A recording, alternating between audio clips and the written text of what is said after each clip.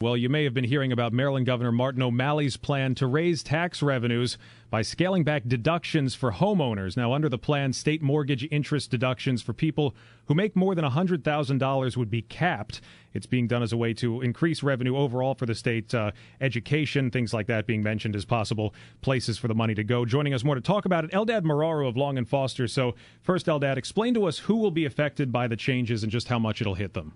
Right. So for people making over $100,000, there's a 10% cap proposed, or reduction, I should say, in the amount they're going to be able to claim. And for those making over $200,000, 20%. So the impact is that a lot of people rely on those tax deductions of their mortgage interest, and also that real estate taxes would be reduced. Right. So at the end of the day, it means that people will be paying more in taxes. Now, whether you call it a tax hike is kind of a semantic argument, but the tax deductions going away, taxes for certain people will be going up. Now, understandably, the real estate industry, you're a realtor, you have a vested interest in this, and that there's nothing wrong with that.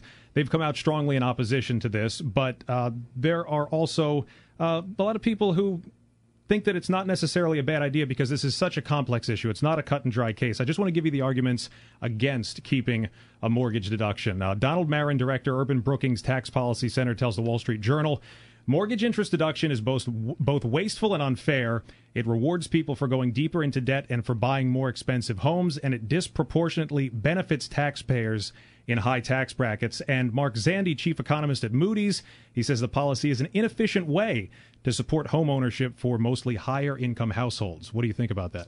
Well, it's they make an interesting point. However, if you dig deeper, you got to understand people when they purchase a home essentially are investing locally. Also, what's important to understand is that the real estate accounts for 20% of the gross state product, and that's huge.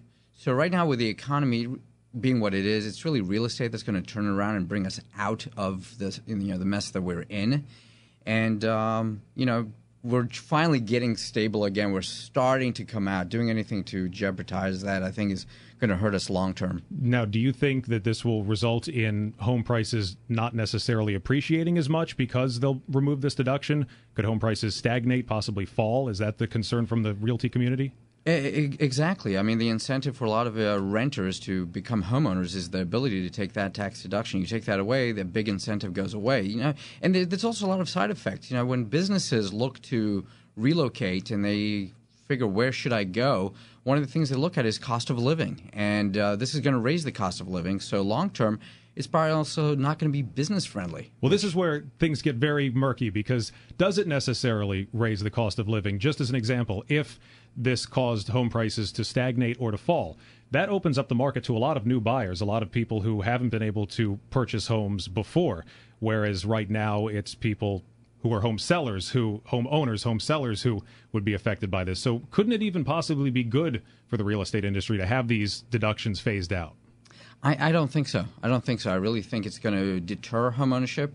And again, when you comprise 20% of the gross state product in real estate and housing, it's going to have a huge impact.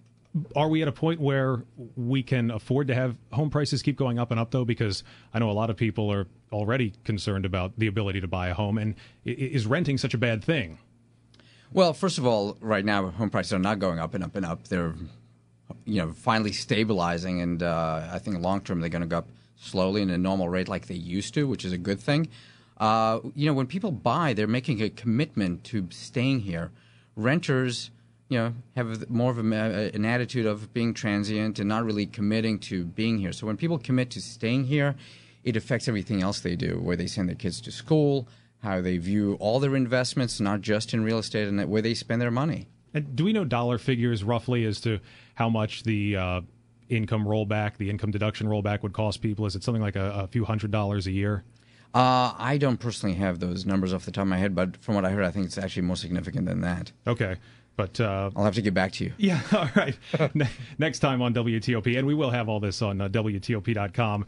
It's an interesting issue. It's something that we're going to be talking about for a while, and we are going to see more and more talk about this as there are budget and deficit issues being faced by states, and they're looking for ways to scale back their involvement in the housing industry. And the question is, at what point do they stop scaling back their involvement in the housing industry? Well, not only that, I mean, other jurisdictions are watching this very carefully. So what happens here is going to potentially roll out, certainly within D.C., Virginia, but across the nation. So I think it's very important that we pay very close attention to what happens here in Maryland. Yeah.